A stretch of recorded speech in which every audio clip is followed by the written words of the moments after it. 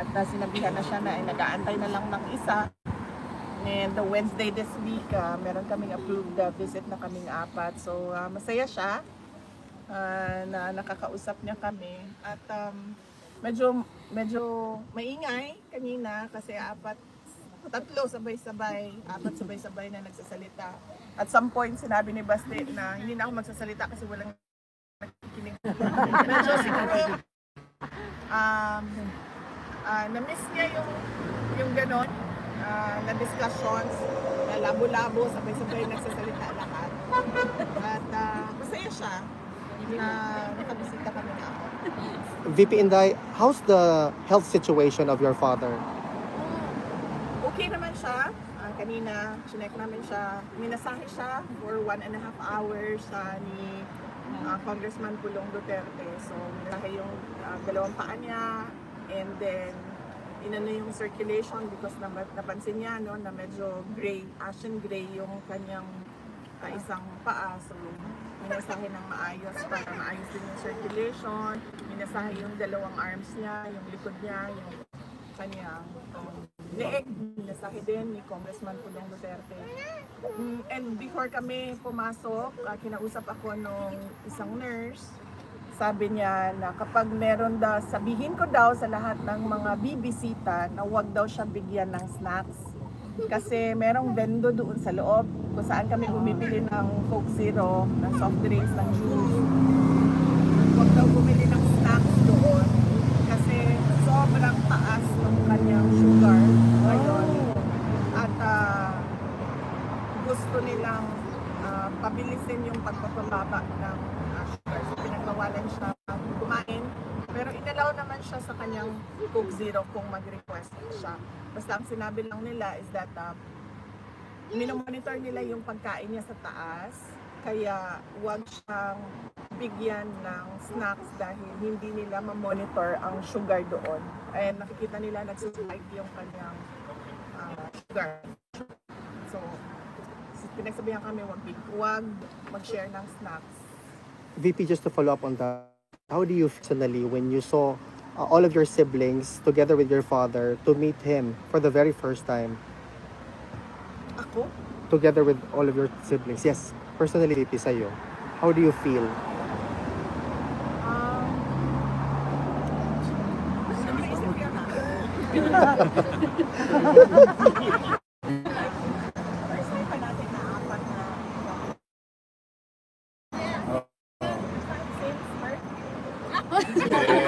Sa pagbisita, VP. Wala akong feelings. Hindi ko naisip yun. Pero ang sa akin lang is that kung ano yung makapagsaya sa kanya, yun ang gagawin. So, nag-request siya ng personal na pagkikita na kaming 5. So, binigay namin sa kanya yun. Okay, VP. VP, first time kasi na nakapanayam kayo since the dismissal of the impeachment, no? Ano yung naging reaction niya si Tatay Digong sa inyo now that the impeachment was dismissed? Although there is a pending MR. Tagal na nun ah. Na-inform mo siya, diba? Oo. I think, ano sinabi? Hindi kasi nag-discuss yung impeachment. Ayun, yun yung sinabi. Extremely proud. Hindi kasi kami nagkausap. Hindi kami nagkausap nung dismissal ng impeachment. Visit ata ni Kitty Yone na siya yung nagbigay ng news kay President Duterte. Any advice for your future political plans? Tatay Digong? Wala kami pinag-usapan na 2028. Wala kami pinag-usapan 2028 elections kami. VP, on a completely different matter, the lead counsel attorney Nicholas Kaufman made mention that he is appealing or he's waiting for the government of Bongbong Marcos to schedule an appointment for him to negotiate because he wants the immediate return of your father during that time today daw. What is your, can you weigh in to this statement of Attorney Nicholas Kaufman? Is that possible or should we ask this question na lang kay Attorney Kaufman? I think it is best if we ask Attorney Nicholas Kaufman to explain his statement. Kasi I cannot speak to him and I cannot say kung ano yung, I cannot say what his plans are. Thank you, VP. But do you think PBBM will allow him back? I cannot speak for BBM as well. CIA, tanongin mo? See. CIA. VP, ngayon lang yung nagdemanda si Yorme, Mayor Isko, kay Congressman Chua regarding din sa mga flood control. What's your opinion at saka would you encourage other mayors na idemanda yung mga congressman nila na merong mga palpak o ghost projects? Yes, oo. Trabaho ng ano yun, trabaho ng Commission on Audit na pag-iimbestiga. Kung silang makita na anomalya sa mga projects.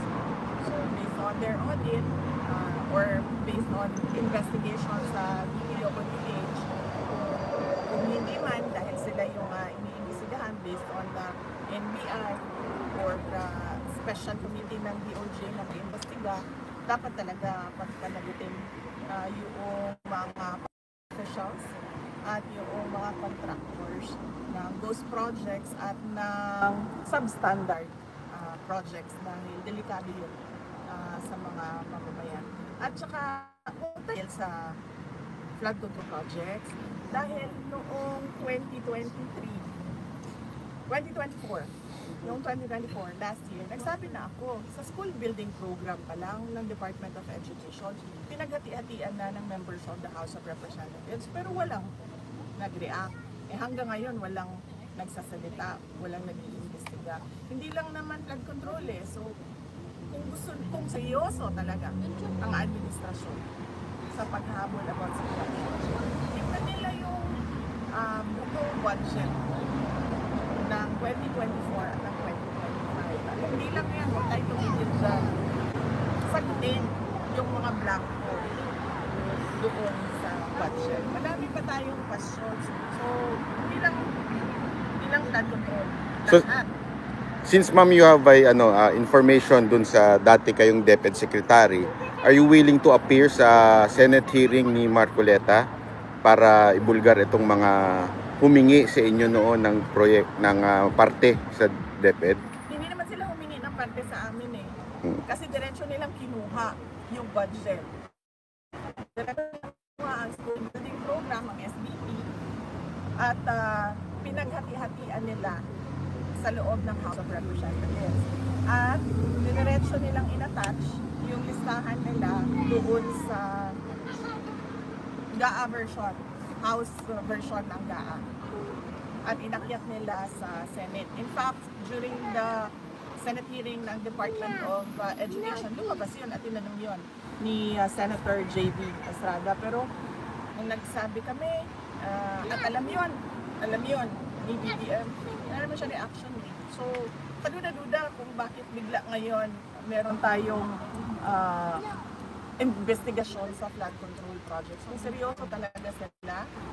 And si BBM alam niya yan kasi governor siya dati, mayor ako dati.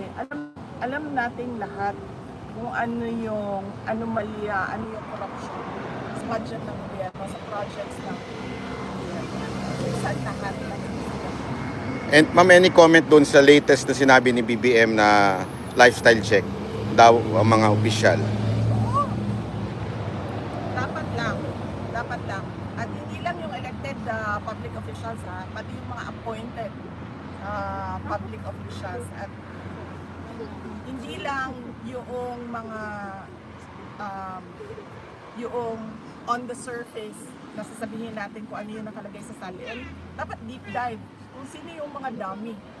Ilabas yung mga dummy ng mga public officials. VP, kung may pagkakataon kayo ngayon, paano nyo haharapin itong problema ng korupsyon, lalong-lalo na sa infrastructure? Yan yung sinasabi ko kanina na ayoko magbigay ng libreng advice sa administrasyon. Panoorin na lang natin sila sa circus nila. Panoorin na lang natin sila sa kanilang zarzuela. corruption, tapos flood control lang. Eh, ang daming projects sa gobyerno. Hindi lang flood naman. Oh, so yun. Yun lang po. Okay. Thank you. No, kailangan ko magpasalamat. Yes, ma'am. Kailangan ko magpasalamat. Unang-una sa inyong lahat. Ang aming pamilya po ay nagpapasalamat sa inyong lahat. Nandito kayo sa Hague. Yung iba, hindi taga Netherlands. Meron pang galing sa malayong New Zealand. Napakalayo na lugar. Pumunta dito. Papasalamat kami. Dahil nung una, sigurado kami, yung dasal ninyo araw-araw, ang laking tulong nun sa sitwasyon ni dating Pangulong Rodrigo Duterte.